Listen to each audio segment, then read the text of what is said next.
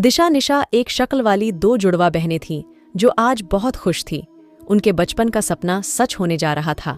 निशा, हम हमेशा से यही चाहते थे कि हमारी शादी एक ही दिन हो, पर हम एक ही घर में शादी होकर जाएंगे ये हमने कभी नहीं सोचा था। हाँ दिशा, तुम्हें पता है हमारी शादी के सारे फंक्शन एक ही दिन होंगे। हमारी हल्दी की रस्म एक साथ होगी।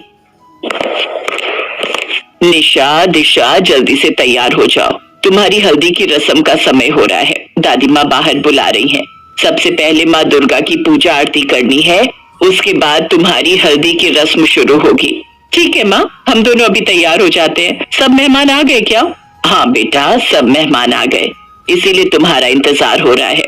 पता नहीं अंजलि, सौम्या, राधिका कहाँ रह गई? उन्होंने तो कहा था कि वो हमारी हल्दी की रस्म में आएंगी। निशा, तूने राधिका को क्यों बुला लिया? तुझे पता है ना कि वो तेरे से ठीक से बात नहीं करती है। मुझे उसका नेचर पसंद नहीं है। बाकी सबको बुला लेती। मैंने भी अपनी बहुत खास दोस्तों को ही बुलाया है, सबको नहीं बुलाया। राधिका का आना मुझे बिल्कुल अच्छा नहीं लग रहा। चलो कोई बात नहीं ना, बुला लिया तो इसमें कोई हर्ज भी नहीं है। शादी का फंक्शन है, सहेलियों को बुलाना सही रहता है। माँ, मैंने उसे बुलाया नहीं था। मैं जब सबको इनवाइट कर रही थी तभी राधिका ने कहा कि मैं भी तुम्हारी हल्दी के फंक्शन में आना चाहती हूँ, मुझे नहीं बुलाओगी क्या? तो मैंने कहा जब खुद मुंह से कह रही है कि, तो मैंने बोल दिया कि आ जाना, पर मुझे नहीं लगता वो आएगी। वो बहुत घमंडी है। अमीर खानदान की लड़की है ना, उसमें बहुत घमंड है अपनी अमीरी का। निशा, दिशा जल्दी से तैयार होकर आ जाओ, तुम्हारी सभी सहेलियां आ गई हैं। तुम्हारी दादी आवाज लगा रही है, मैं जा रही हूँ, तुम फटाफट से आ जाओ। दिशा निशा दोनों एक ही कलर के कपड़े पहनकर तैयार हो जाती है। दोनों जैसे ही बाहर आकर देखती हैं कि उनकी सहेलियां आ चुकी हैं, जिसमें राधिका भी है। पता था ये जरूर आने वाली है। मुझे तो इसे देखकर बहुत गुस्सा आता है। चल छोड़ ना, हमारी हल्दी की रस्म है, इसके चक्कर में अपना मूड खराब मत कर प्लीज। बहुत बहुत मुबारक हो निशा, दिशा। मुझे पता चला कि तुम दोनों एक ही घर में शादी होकर जा रही हो। कहीं ऐसा ना हो तुम्हारे दोनों के पति मेरा मतलब है निशा को दिशा और दिशा को निशा समझ ले और तुम्हारी अदला बदली हो जाए। ये बेवकूफी वाला मजाक तुम्हें अभी करना था क्या? तुम इसीलिए आई हो? अरे कोई बात नहीं दिशा, वो हमारी मेहमान है। चलो दादी माँ बुला रही है, हम माँ दुर्गा की पूजा कर लेते हैं। आओ बच्चों, माँ दुर्गा का आशीर्वाद लो। उनके आशीर्वाद से सारे दुख दूर हो जाते हैं और सारे काम सफल हो जाते हैं। माँ दुर्गा से प्रार्थना करो कि तुम्हारी शादी सुख शांति से संपन्न हो जाए। ये देखो, ये हल्दी तुम्हें लगेगी। दिशा निशा के घर में माँ दुर्गा की बहुत पूजा होती थी। उनका अलग से मंदिर भी बनाया हुआ था। दिशा निशा माँ दुर्गा को प्रणाम करती और आशीर्वाद लेती है। उधर राधिका के मन में कुछ और ही चल रहा था। जितनी मर्जी माँ दुर्गा की पूजा कर लो, तुम्हारी हल्दी की रस्म तो मैं ठीक से पूरी होने ही नहीं दूंगी। निशा, तुमने मेरे बॉयफ्रेंड को अपना बनाया। मैं रोहन को चाहती थी, पर रोहन ने मुझ जैसी अमीर लड़की को छोड़कर तुम्हें चाहा। ये मैं कभी बर्दाश्त नहीं कर सकती। रोहन मेरा दोस्त था, मैं उसे बहुत प्यार करती थी, पर आज तुम उसकी पत्नी बनने जा रही हो और ये मैं होने नहीं दूंगी। मैं हल्दी में एक ऐसी चीज मिला दूंगी कि तुम्हारे पूरे शरीर पर एलर्जी हो जाएगी। ऐसी खतरनाक एलर्जी कि तुम दोनों शादी के मंडप में बैठने लायक भी नहीं रहोगी। राधिका सबसे नजरें बचाकर हल्दी में खुजली करने वाले केमिकल को मिला देती है। उसे लग रहा था वह अपनी इस योजना में सफल हो जाएगी, लेकिन ऐसा नहीं था। तभी सभी लोग हल्दी की रस्म के लिए गाना बजा रहे होते हैं। तभी दिशा निशा की माँ उनके पास आती है। बच्चों, हल्दी से पहले अपने माथे और हाथ पैरों पर ये थोड़ा सा तेल लगा लो। ये दुर्गा माँ का आशीर्वाद है, इससे तुम्हारे रंग रूप में और निखार आएगा। ठीक है माँ, निखार तो तब आएगा जब ये दोनों खुजली से बचेंगी। चल राधिका, हम सब डांस करते हैं। देख ढोलक बज रही है। निशा और दिशा को हल्दी लगनी शुरू हो गई है। हाँ हाँ, हमारी प्यारी सहेलियों की शादी है, हल्दी की रस्म है। तो मुझे समझ नहीं आ रहा ये राधिका आज इतनी खुश क्यों है, वरना ये तो हमसे बहुत नफरत करती है। अच्छा है ना, सुधर गई। अब अच्छी बात है, हमारी हल्दी की रस्म में यही रौनक लगा रही है। दिशा निशा ने वह तेल लगा लिया और हल्दी की रस्म भी शुरू हो गई। राधिका देखती है कि दिशा निशा पर खुजली वाले केमिकल का कोई असर नहीं हो रहा है जो उसने हल्दी में मिलाया था।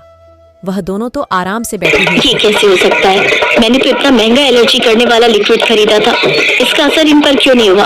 ये दोनों तो आराम से बैठी हैं। अम्मा जी, मैंने मंदिर में एक बर्तन में तेल रखा था जो निशा दिशा को अभी हल्दी के साथ लगाना है, पर वो मंदिर में रखा ही नहीं है। पता नहीं कहाँ गया वो बर्तन। आपने कहीं देखा तो नहीं? नहीं बहू, मैंने तो नहीं देखा। माँ, वो तेल आप ही तो हमें देकर गए थे, हमने वो तेल लगा लिया। आपने तो कहा था कि वो तेल दुर्गा माँ का आशीर्वाद है। मैं कौन सा तेल लेकर आई थी बेटा? मैं तो बहुत देर से वो बर्तन ढूंढ रही थी। माँ, अभी थोड़ी देर पहले जब हल्दी की रस्म शुरू होनी थी तभी तो आप देकर गई थी। ये रहा वो बर्तन। ये कैसे हो सकता है? ये बर्तन मंदिर से मैं नहीं लाई तो फिर मेरे रूप में? इसका मतलब आज हल्दी की रस्म में माँ दुर्गा तुम दोनों को आशीर्वाद देकर गई हैं बच्चों। ये तुम दोनों के लिए बहुत सौभाग्य की बात है। आज माँ दुर्गा खुद तुम्हें अपना आशीर्वाद देने आई थी। जीते रहो मेरी बच्चियों। माँ दुर्गा तुम दोनों को अपने हाथों से तेल देकर गई है। तुम दोनों बहुत भाग्यशाली हो। अब उनका आशीर्वाद तुम दोनों को प्राप्त हो गया है। देखना, अब ये शादी भी बिना किसी रुकावट के संपन्न होगी, उनके आशीर्वाद के साथ। राधिका घबरा जाती है और मन ही मन माँ दुर्गा से क्षमा मांगती है। माँ दुर्गा, मुझे माफ कर दो, मुझसे बहुत बड़ी भूल हो गई है। मैं अब कभी भी किसी से नफरत नहीं करूंगी। मुझे पता है मैंने नफरत में आकर आज निशा और दिशा को नुकसान पहुंचाना चाहा, पर आपने अपनी शक्ति से उस लिक्विड के असर को खत्म कर दिया जिससे निशा दिशा के शरीर पर एलर्जी हो सकती थी। मुझे माफ कर दो माँ, अब मैं ऐसा कभी नहीं करूंगी। राधिका की आंखों में पश्चाताप के आंसू थे। भगवान उन्हें स्वयं क्षमा कर देते हैं जिन्हें अपनी भूल का एहसास होता है। राधिका सबके साथ हल्दी की रस्म को पूरा करती है। राधिका के बदलते व्यवहार को देखकर निशा दिशा भी बहुत खुश थी और फिर माँ दुर्गा के आशीर्वाद से खूब धूमधाम से निशा दिशा दोनों जुड़वा बहनों की शादी संपन्न होती है। उफ, अब यह छोटे शहजादे कनिष्क जी कहाँ रह गए? तैयार होने में कितना समय लगाता है यह लड़का। हम पहले से ही कितने लेट हो गए हैं। कनिष्क, जल्दी आओ। आ गया माँ, आ गया। तुम भी ना जब देखो बस जल्दी करो करती रहती हो। अरे जवान लड़का है, सजने संवरने में समय तो लगेगा ना। क्यों मेरी प्यारी भाभी? भाभी के बच्चे, अभी बताती हूँ मैं तुझे। माँ छोड़ो मेरा कान, दुख रहा है। भाभी आप ही कुछ बोलो ना माँ को। छोड़ दीजिए माँ जी, अभी छोटा है। बहू, तूने ही इसे सर पर चढ़ा रखा है। जब से आई है इसी की तरफदारी लेती रहती है बस। माँ, बाकी की डांट इसे गाड़ी में लगा देना, वरना पूजा का मुहूर्त भी निकल जाएगा। काजल सिंघानिया परिवार की बड़ी बहू थी। उसकी और दीपक की शादी को अभी 7 महीने ही हुए थे। शादी के 7 महीने बाद वह सब अपनी बड़ी बहू को लेकर पूरे परिवार के साथ अपनी कुलदेवी के दर्शन के लिए मंदिर के लिए रवाना हो जाते हैं। कुछ घंटे बाद वह सब वहां पहुंच जाते हैं जहां पंडित पूरे विधि विधान से पूजा अर्चना करते हैं। पूजा खत्म होने के बाद वह सब मंदिर के पास फोटो खिंचवा रहे होते हैं। तभी झाड़ियां से एक सांप निकल कर आता है और दीपक के पैर पर 10 करके चला जाता है। आप ठीक तो है ना? जल्दी से एम्बुलेंस को फोन करो, इन्हें सांप ने काट लिया है। लेकिन वह कुछ कर पाते उससे पहले ही दीपक के शरीर में जहर फैलने से उसकी मौत हो जाती है। अपने पति की मौत का सदमा काजल को इस कदर लग चुका था कि वह खाना पीना तक भूल गई थी। भाभी, अगर आप कुछ भी नहीं खाओगी तो ऐसे तो आप बीमार हो जाओगी। ऐसी जिंदगी जीकर भी क्या फायदा कनिष्क, जिसमें तुम्हारे भैया ही ना हो। ऐसा मत कहो भाभी, अगर आपको कुछ हो गया तो मुझे माँ की डांट से कौन बचाएगा? और अगर आप कुछ नहीं खाओगी तो फिर मैं भी नहीं खाऊंगा। यह सुनकर काजल खाने के लिए हाँ कर देती है। फिर वह कनिष्क को अपने हाथों से खाना खिलाती है। कनिष्क भी अपनी भाभी को अपने हाथों से खाना खिलाता है। कुछ ही देर में काजल की आंखें आंसुओं से भर आती हैं और वह फूट फूट कर रोने लगती है। कनिष्क उसे समझाते हुए अपने सीने से लगा लेता है। अपनी भाभी की ऐसी हालत देख अब हर रोज कनिष्क उसकी देखभाल करने लगा।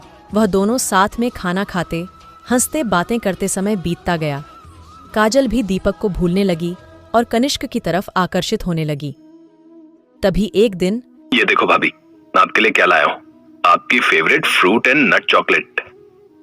कनिष्क, तुम तो अपने भैया से भी ज्यादा मेरा ख्याल रखते हो। काश कि मेरी शादी तुमसे हुई होती।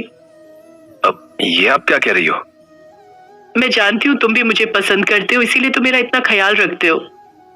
अब हाँ, मुझे आपसे प्यार हो गया है। आई लव यू भाभी। दोनों एक दूसरे के गले लग जाते हैं और अपने रिश्तों की सारी मर्यादा भूलकर वह एक दूसरे के प्यार में खो जाते हैं और कुछ समय बाद वह अपने परिवार से छुपकर शादी कर लेते हैं। आगे की कहानी सुनने के लिए कृपया चैनल को सब्सक्राइब करें। मिलते हैं अगले एपिसोड में।